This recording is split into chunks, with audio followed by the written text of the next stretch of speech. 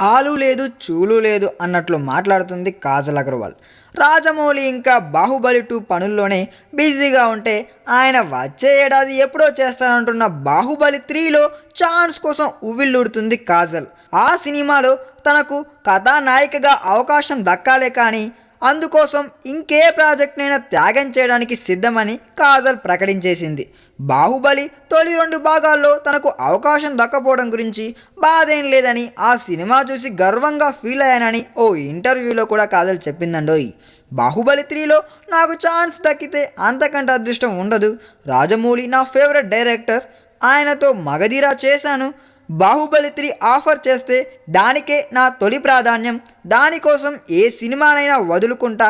బాహుబలి 1, 2లో నేను లేకపోవడం గురించి బాధ లేదు. రాజమౌళి గారు తన సినిమాకు సరిపోయే నటుల్నే ఎంచుకుంటారు.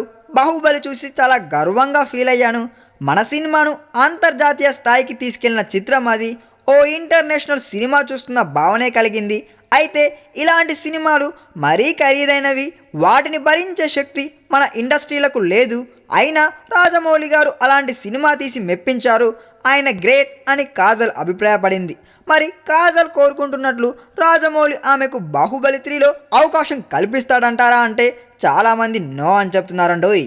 ఎందుకంటే రాజమౌళి ఇంకా ఫిక్స్ కాలేదు కదా బాహుబలి 3 ఖచ్చితంగా తీస్తానని. ఈ వీడియో మీకు నచ్చినట్లయితే సబ్స్క్రైబ్ చేయండి. ఫిలిమి స్టార్స్ బోలెడంత న్యూస్ బోల్డ్గా.